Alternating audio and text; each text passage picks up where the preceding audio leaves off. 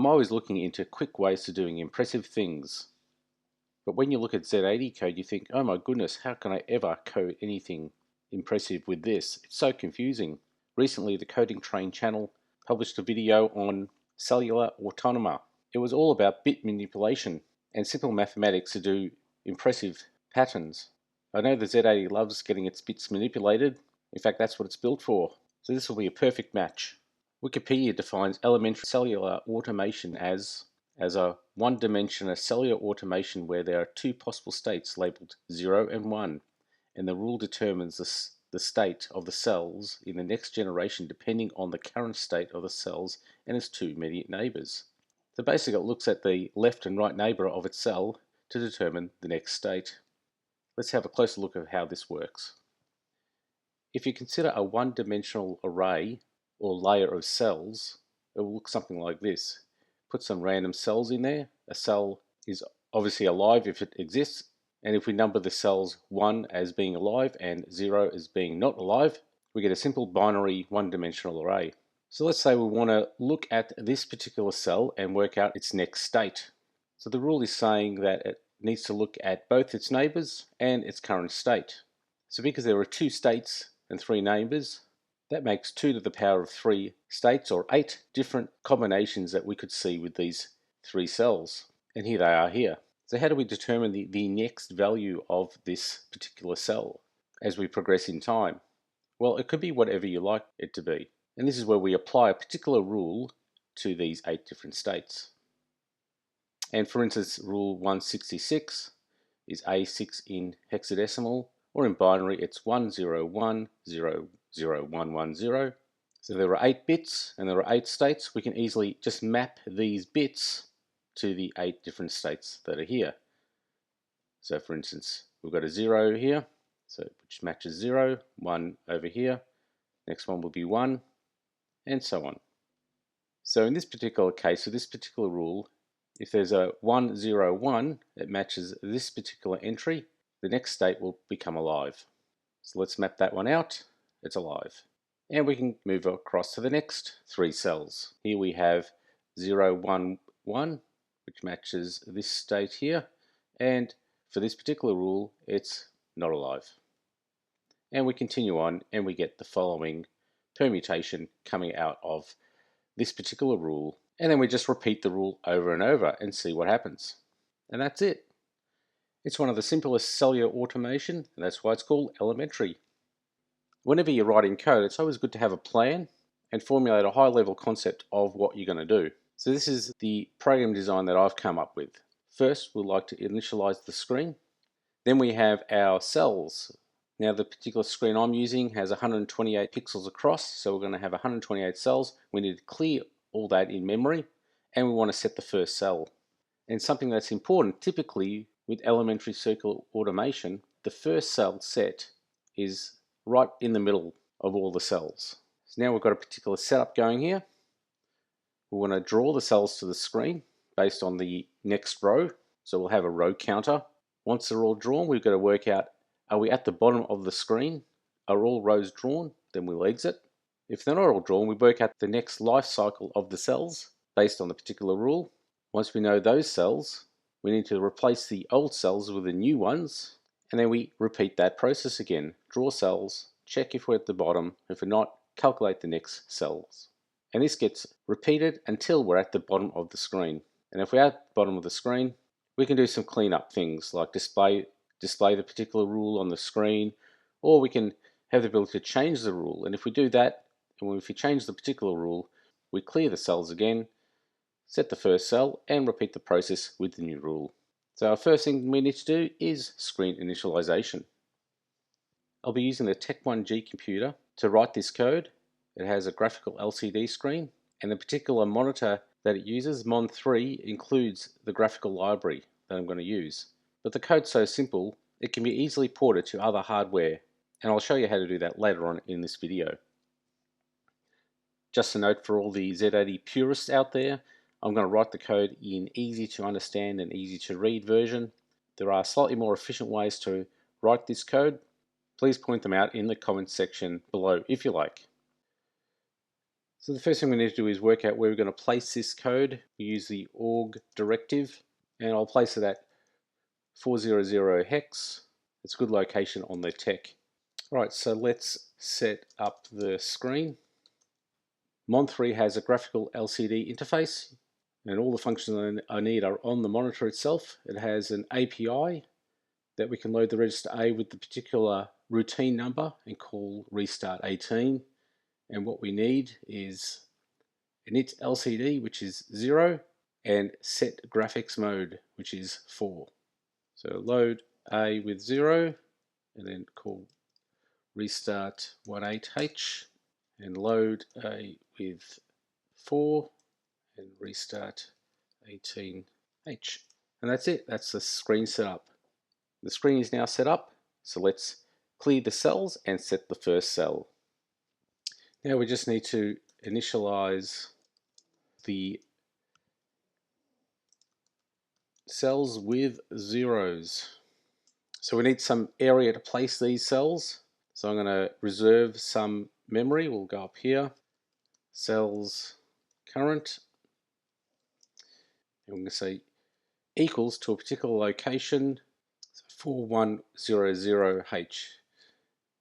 And it's important that where this is placed is on an aligned area, meaning it needs to start at 00 somewhere in memory. And we'll see why that is a bit later. So we've got our memory RAM location. We just need to default the 128 cells with 0. How do we do that? I'm going to use the LDIR command. What that does is copies a byte from HL to DE BC times. So HL is the current cells. And what I'm going to do here is a bit of a trick of defaulting multiple addresses with the one value. I'm going to set HL to cells current. I'm going to set DE, which is the address we want to copy into, to the current cells plus 1. And we've got 128 cells to copy. But what I'm going to do before I do the LDIR, I'm going to load A with 0 and place it at the first location in memory. So now the first cell is 0. It's going to copy to the next cell, 0, and then repeat the process. And we've already done one cell, so it's just 127. And that should initialize the cells.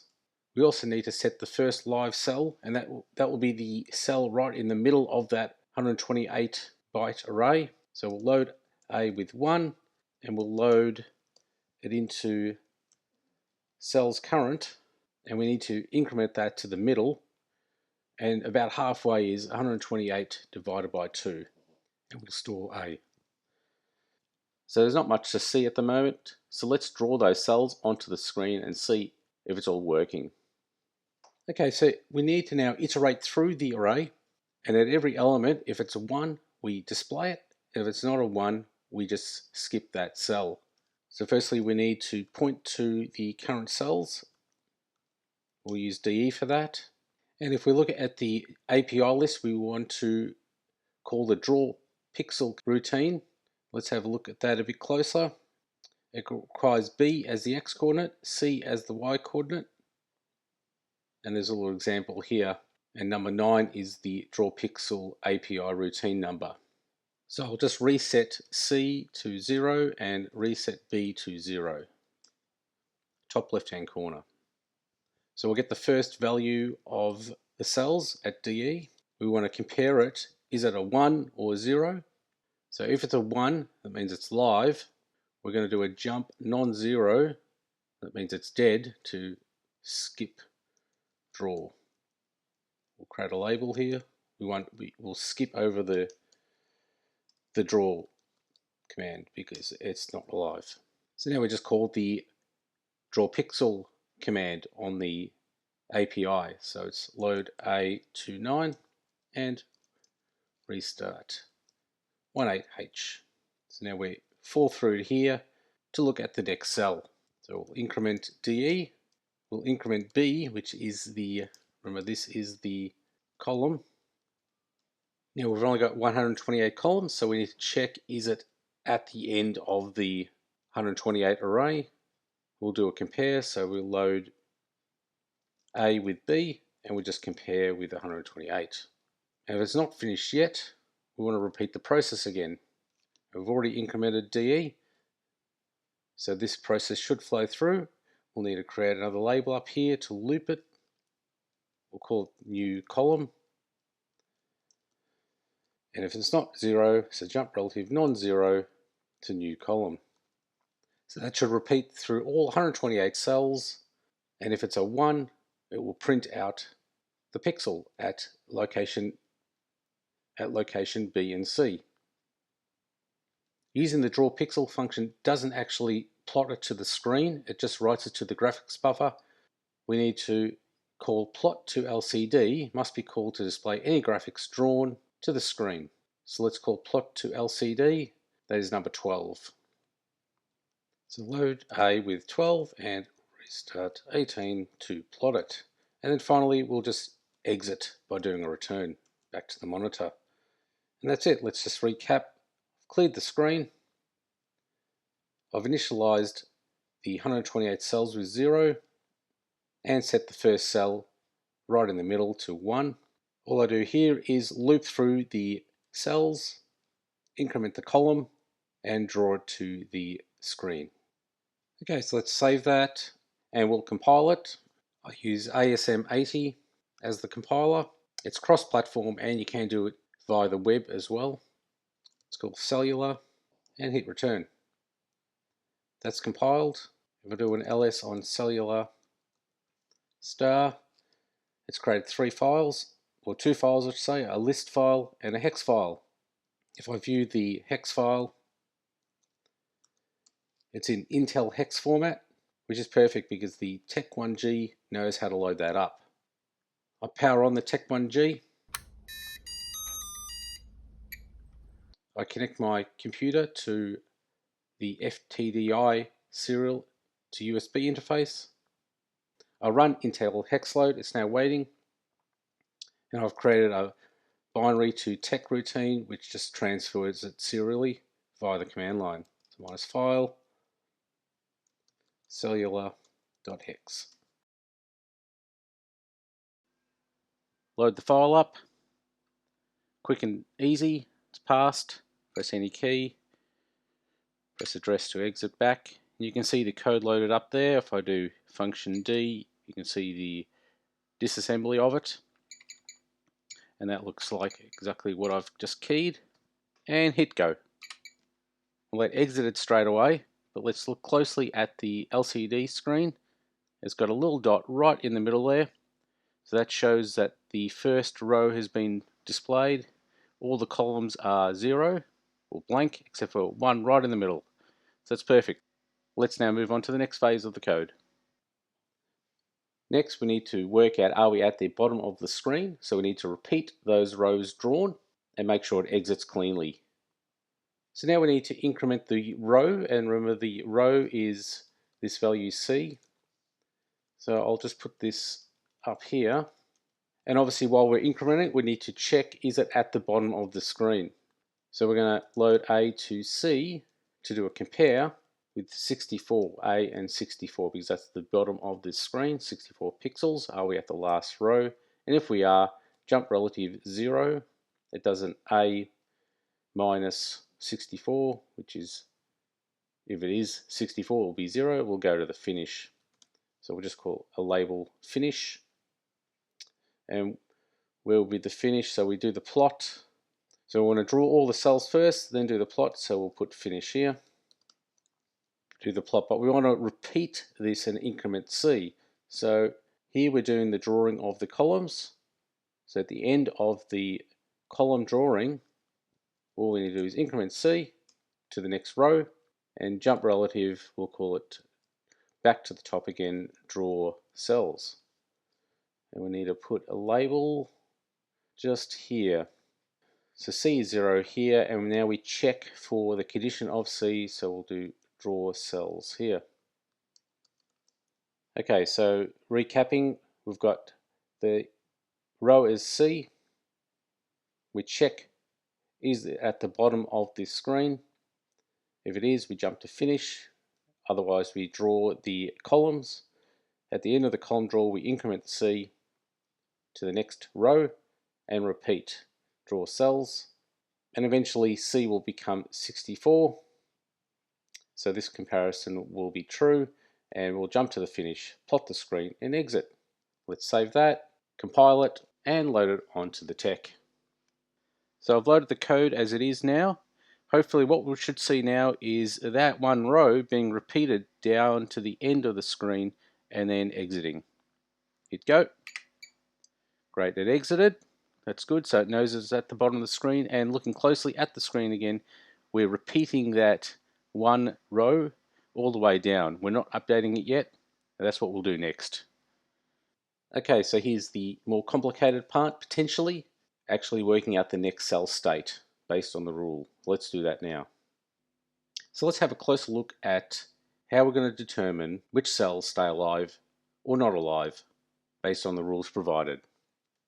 So remember, we have these 8 different combinations of states of cells with the particular cell in the middle that we care for and its 2 adjacent neighbors.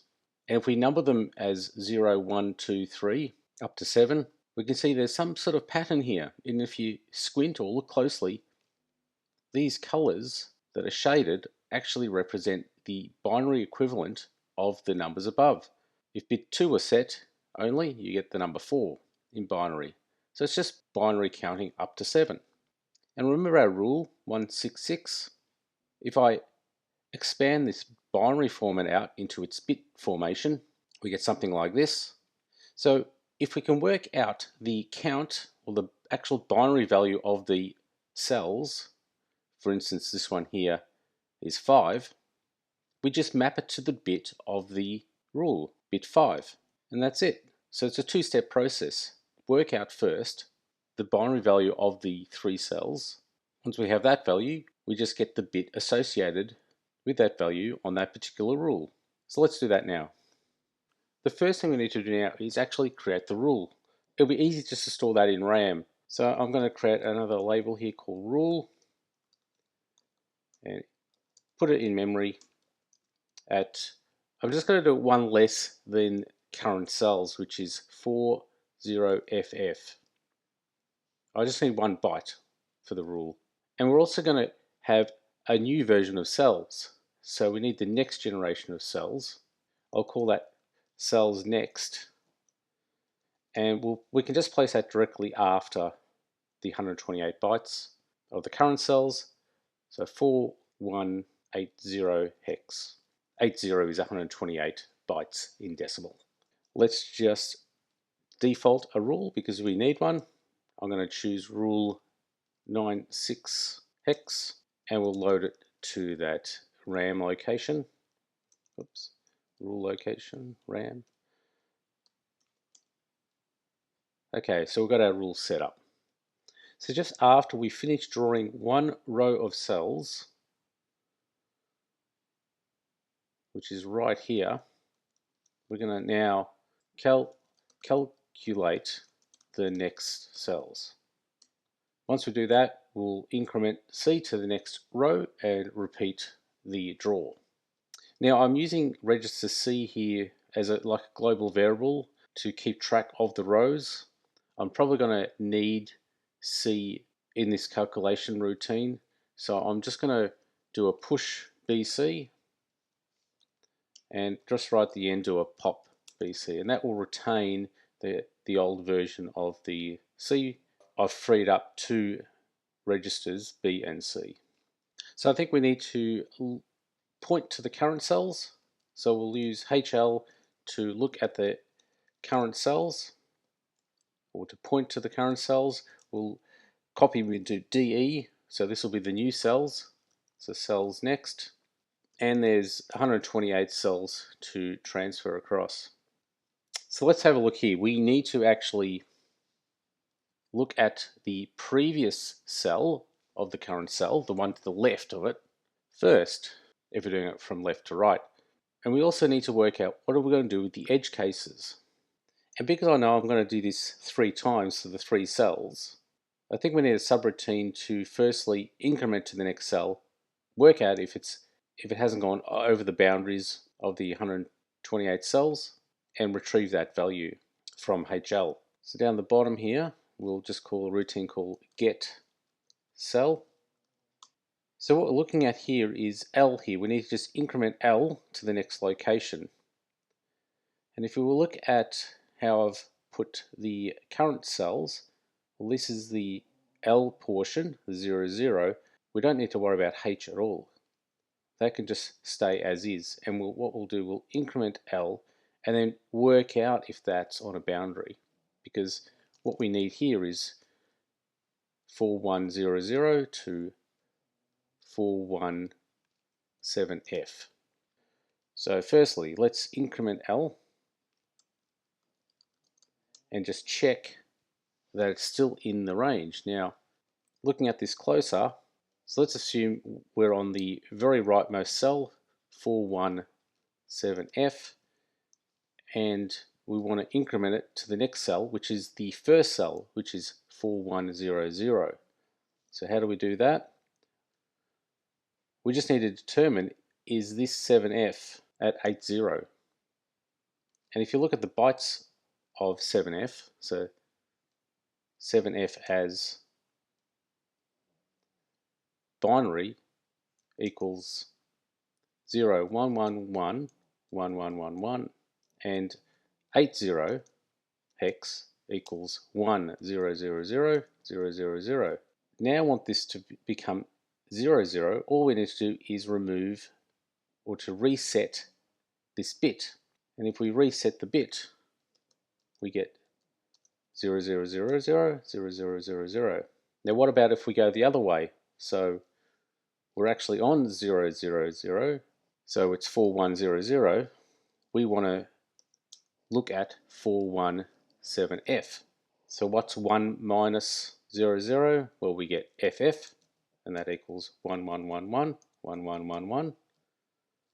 And again, if we remove or reset the 7th bit, we will get 7F, which equals 0, 111, 1111. So all we need to do now to loop it around and to look at the edge cases is just a matter of resetting or placing bit 7 back to 0. And there's a simple operation to do that called reset bit 7 on L.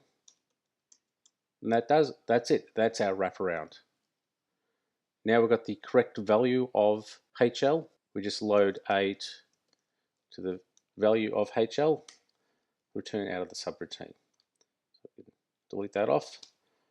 And that's our get cell. Increment the cell, check that it's on the boundary, reset it bit 7 if it is, or regardless, just reset bit 7 of L, get the value, return.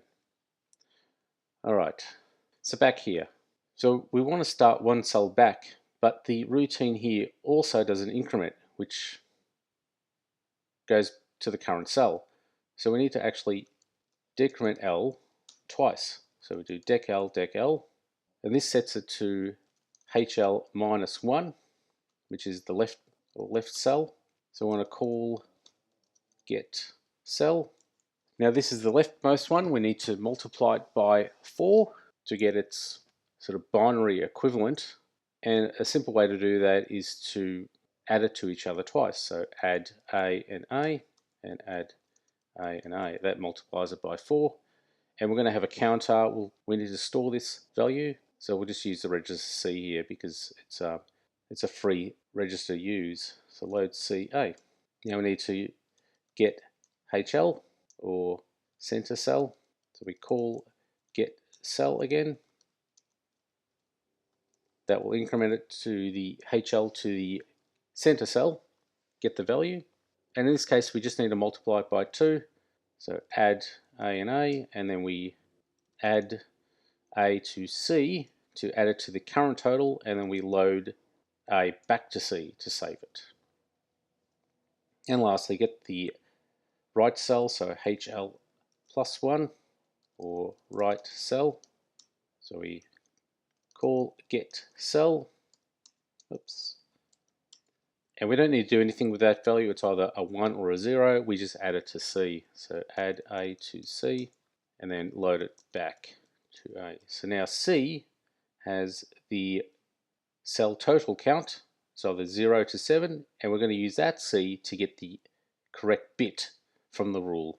One command that the Z80 has is a rotate command. So firstly, let's get the rule in the register A. Now, currently C could equal 0.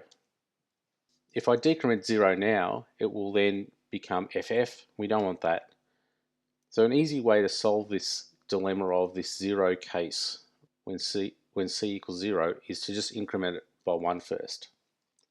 So we'll just increment C, and then we'll create a loop. So we'll have a rotation loop. And the first thing we do is decrement C, and we check, is that 0? Now if it's 0, jump relative 0, we'll say the rotation is done. Otherwise, we do a rotate right with carry. You can see here by this help, it will rotate A right with carry. So I'll rotate all the bits to the right by 1. We don't care about the carry, we just want to rotate it C number of times. And then we jump relative back to the rotate loop. So that will keep going until C is 0. And what we have now is the bit that we want is on bit number 0. So rotation done is here. Because I'm just dealing with 1s and 0s here, all I'm going to do is remove all the bits except for bit 0. And to do that, I'll just mask it with the AND command, O1H. All this does is make every value 0 except for bit 0. And now we've got our value. It's either a 0 or a 1, and we load it into our DE. We increment DE, and right at the start here, we've got B as 128. We need to just loop through this process again. So we'll call it next cell, and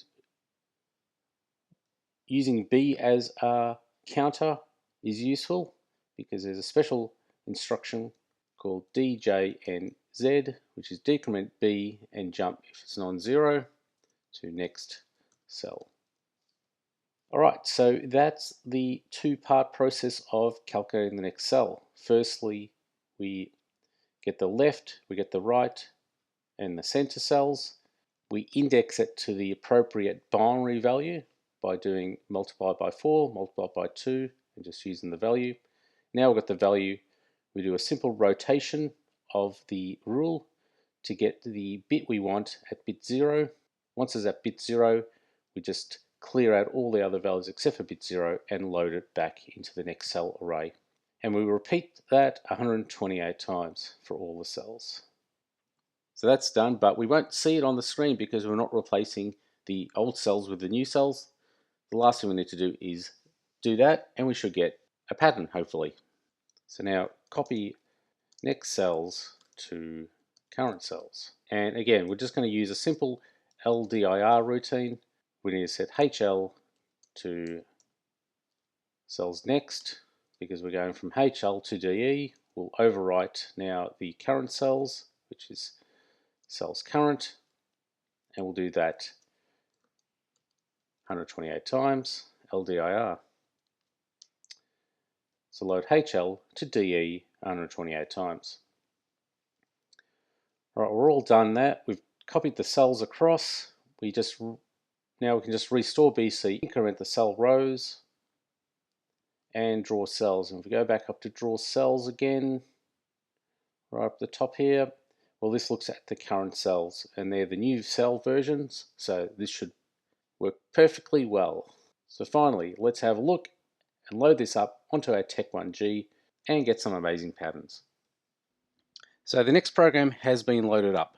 And you can see here we've got the rule being loaded to register A and saved to the address location 40FF. So that all looks good. When I press go, what we should see is a pattern on the screen when I press go. Here we go. Wow, and there you have it. Look at that. That's rule 96 hex. And yeah, it's flowing down. The pixels are all going to the end of the screen. That's working well. There was like a half a second delay before it loaded up. So if I run that again, So that's it's processing the pixels, and then at the end displaying the image. Now I've got 96 or the rule right at the start here, so I can just change it manually. Let's try another rule. Let's put in 92. Go back, hit go. Wow, nice and clear, great pattern. What about 66? Bit of a half triangle here with the mini triangles in the middle. And lastly, B6. There's like a shaded triangle with multiple triangles in the middle. This is great, easy to do with only a few simple lines of code. One of the more interesting patterns is 99 or in decimal or 63 hex. So put in 63, hit go. And if you have a look closely at the screen here, this LCD doesn't handle alternate rows across because the pattern's supposed to be a clean triangle with a thicker side or a darker side on the left hand side here. And you can now see the screen. It's in two components, the top and the bottom. That's how these screens are designed. And there's different contrasts where they shouldn't be. So this screen is struggling. It is pretty cheap. And I'm kind of worried I'll bust the screen. So let's clear that out. Now the rule is currently hard-coded, so let's just implement some keyboard reading to have the ability to change the rule. The next bit of code is hardware specific, related to the Tech1G regarding keyboard and 7-segment commands. Monitor 3 comes with API calls and restart commands. There's a restart 20 hex here, which will scan the 7 segments and the key press. And this is what we need here. It just requires the register DE to point to the 7-segment data. Once a key is pressed, then we can handle it. Now the 7 segments on the Tech has its own sort of layout scheme. How do we convert that to, the rule? Well, we have an API call. So if we go down to here, and we've got this convert register A to segment. It's rule number 4. And that uses the API call restart 10 hex. So we've finished all the cells. We don't want it to return. We want to now display the rule on the 7 segments. So display rule. So we'll load the rule, register A, it's stored in the rule variable.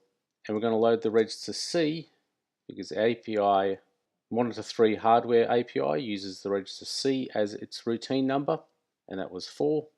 Convert to 7 segments. So we need to store the conversion of the register A to the 7-segment display. We need a bit of memory. So what we can do is just at the end of the code here, do display, and we can just hard code some values in memory using the db directive. And I'll just cut and paste here. Again, it's hardware specific. 4b here is the first value. That actually represents the letter R on 7 segments. Now again, it's specific for this particular hardware. So we've got R, U, L, and E, and then 2 blank spaces. And that's what we're going to fill out with our rule. So that's 4 bytes across from display. So we'll load DE display plus 4. And we call restart 10 hex. And so this convert to 7 segment routines, its input is the byte to convert, and it stores it in DE address and 2 bytes worth. So that's perfectly what we need. Fix up the spelling. Alright, so that now will set up display. Now we've got to actually do the display, and we need to loop through this continually. Check the display, check for key press. So it's a display loop. Let's call it a display loop. Load DE with display. We'll call restart 20 hex. That does the 7-segment scanning. Remember, these are multiplexed, these 7 segments, and key press. And a key press is determined by the 0 flag. So if it's set, the key has been pressed, so jump relative non-zero display loop. Alright, now a key has been pressed. We're going to look at a couple of keys, maybe the plus and the minus key. So plus key, we compare it to 10 hex. Now 10 hex is the plus key, that will the value that the register A has when the plus key is pressed. If it's not that, so jump relative non-zero to minus. So the minus label here. And now we just need to increment the rule. So we'll just load the HL with the rule. Oops. And we'll just do increment the contents of HL by 1. And now we need to then go back to, we've got a new rule, so we need to clear out the cells again, set the initial cell, and repeat the process. So where is that? We'll say jump back to the start label. Now where should we put the start label? If we go right up to the top. So we've got our rule where we don't want to rewrite over. We don't need to rewrite the rule. We don't need to set up the screen. We call it. We do it from here. We need to initialize the cells with 0. So we'll put the start up here. Go back down again. That's the plus command. Now we need to do the minus.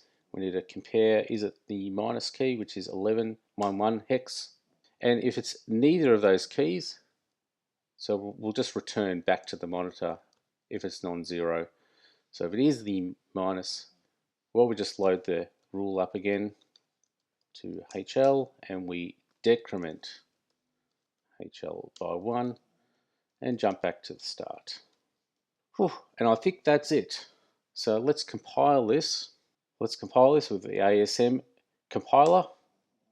Okay, that's done. What we can do is, if we look at cellular.hex, we can see here that it's well under, that's the address location, so it's well under 256 bytes. 40A0 is the last row of 16 bytes. And then say I'll load this up onto the tech and make some nice patterns. Okay, final program loaded up, and we hit go. Alright, we got the image perfectly done. We've also got on the 7 segments the word rule, or can't really do R that well, but rule, and 9.6. And if we go up, let's say, it regenerates the new image. Now you can see here this image is not that exciting. It's all just a black screen, rule 97, and it takes a while to generate because all the pixels. There's a straight line, rule 98. This looks like it's working pretty well. Rule 99, rule 9A, and so forth. And now I can just easily go through the rules, go back, and view all 256 of the rules, and see what interesting patterns I can find.